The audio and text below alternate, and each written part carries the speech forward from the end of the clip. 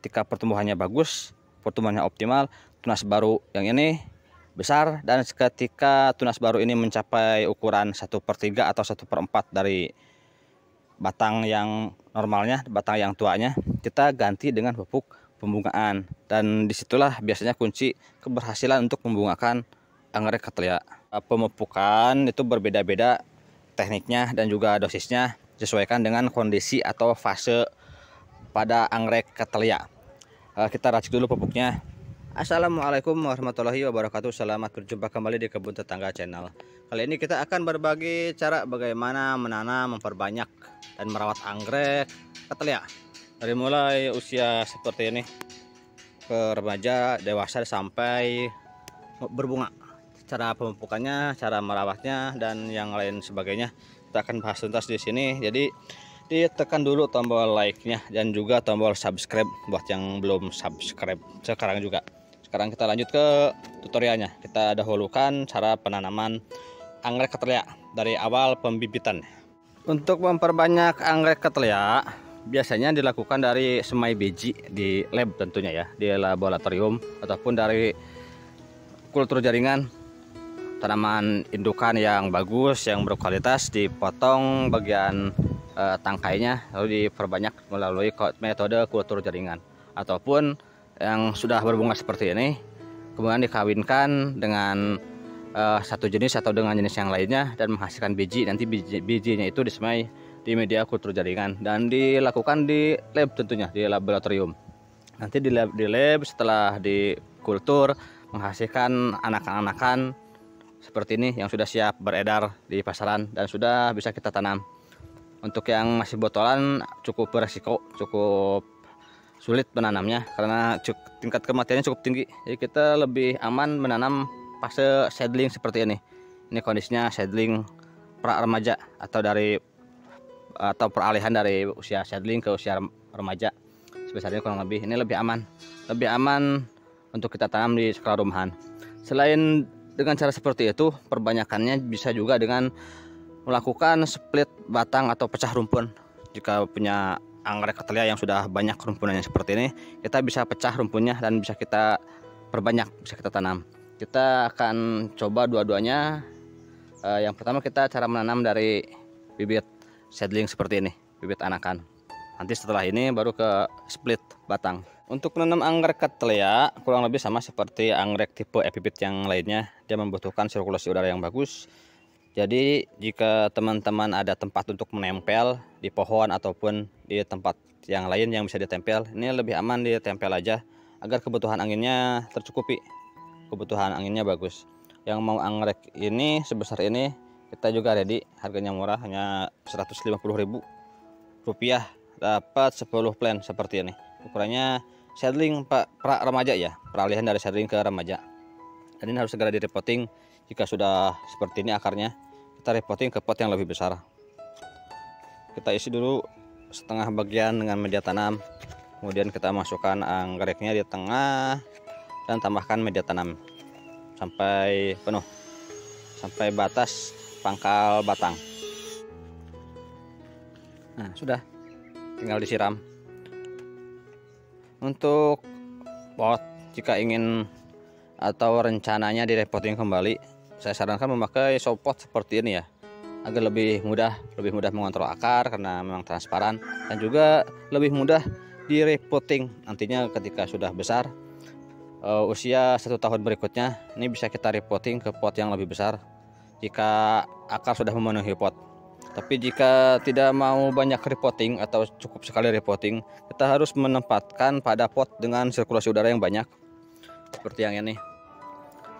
Pada plant yang ini bibit asal seedling, sedangkan plant yang ini bibit asal splitan, saya split atau pecah dari rumpun yang besar. Nah, jika tidak mau banyak repotting, bisa memakai pot seperti ini juga, pot dengan lubang yang banyak. Jadi jangan memakai soft pot seperti ini jika tidak mau repotting kembali, tapi kita memakai pot dengan lubang yang banyak. Bisa memakai soft pot seperti ini ataupun pot gerabah seperti ini, dan usahakan digantung. Kenapa harus digantung? Karena akarnya supaya tidak terganggu. Jadi jika digantung seperti ini, akar akan menjalar kemana-mana dan tidak akan terganggu. Jadi bisa langsung berbunga di pot ini tanpa repotting kembali. Cara memecah rumpunan anggrek telea kita akan praktekkan pada plan yang ini. Kita bongkar dulu agar lebih mudah memecahnya. Kita bongkar dulu ya.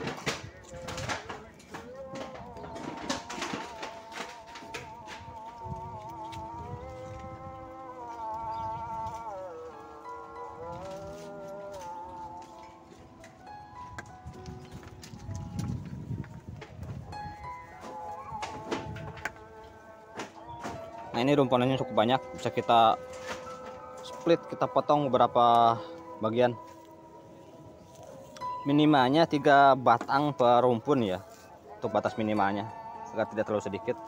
Jika terlalu sedikit, kita memecahnya cuma satu batang itu kurang bagus, sedangkan makanannya kurang, sehingga tunas yang dihasilkannya kurang bagus, kurang berisi.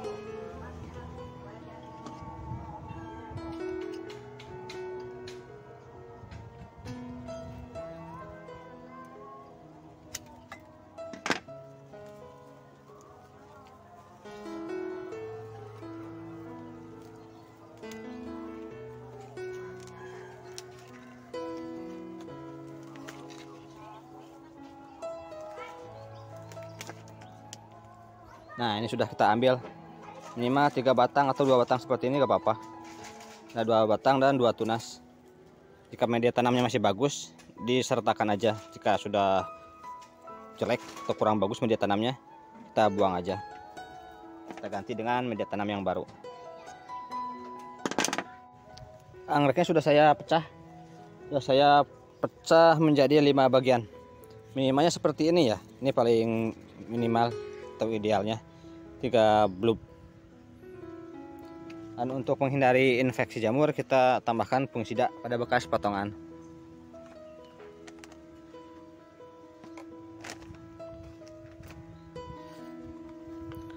Saya memakai fungisida tepung, tambahkan sedikit air agar membentuk pasta, jadi lebih mudah diaplikasikannya.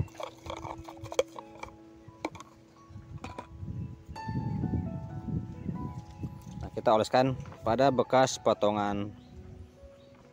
Pada musim hujan dan kondisi sangat lembab, jamur cepat berkembang dan batang ini bisa membusuk lewat infeksi jamur yang biasa terjadi di bekas luka seperti ini.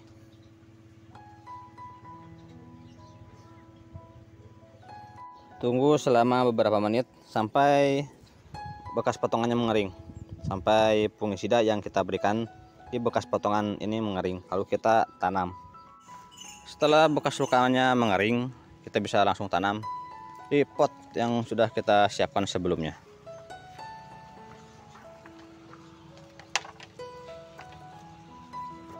Untuk media tanam, anggrek ini cukup mudah ditanam. Bisa memakai media tanam dari arang ataupun kulit kayu ataupun sphagnum moss. Yang penting disesuaikan dengan kondisi penyiraman. Kalau memakai media tanam yang cukup bagus menyerap airnya seperti sphagnum moss, disiram 4 hari sampai seminggu sekali. Sedangkan jika memakai media tanam arang ataupun full kulit kayu, disiram setiap hari agar tidak dehidrasi. Nah, seperti ini. Bagian pangkal batangnya jangan dikubur, biarkan di atas, nanti akarnya yang menjalar ke bawah. Dan pada awal penanaman, karena ini bibit split batang atau dari asa pecah rumpun, jadi tiang penyangga sangat penting peranannya seperti ini, agar menjaga anggrek ini tetap diam pada posisinya, jadi tidak terlalu banyak bergerak, sehingga nantinya akar baru akan tumbuh dengan bagus. Jika terlalu banyak bergerak, bisa karena angin ataupun hal yang lainnya, akar baru akan terganggu dan ini akan menghambat pertumbuhan secara keseluruhan. Jadi kita akali pakai tiang penyangga seperti ini ataupun yang lainnya. Jika ditanam di pot seperti ini, pakai tiang penyangga juga, sementara bisa kita jepit ke tiang penyangga ataupun bisa seperti ini, bisa pakai ikat dengan tali. Yang penting dikondisikan anggreknya diam, tidak terlalu banyak bergerak. Seperti itu, tinggal disiram.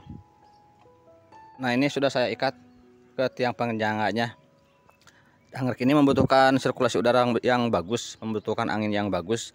Tapi jika terlalu banyak angin pada penanaman seperti ini akan menyebabkan anggreknya terlalu bergerak dan menyebabkan akar kurang bagus, pertumbuhan akar baru kurang bagus.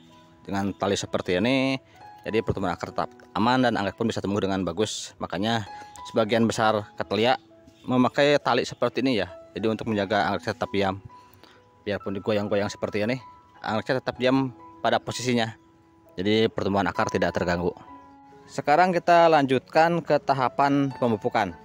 Pada tahapan ini menjadi sangat krusial dalam menentukan keberhasilan kita merawat dan membungakan anggrek ketelia. Karena pada pemupukan itu berbeda-beda tekniknya dan juga dosisnya, disesuaikan dengan kondisi atau fase pada anggrek ketelia.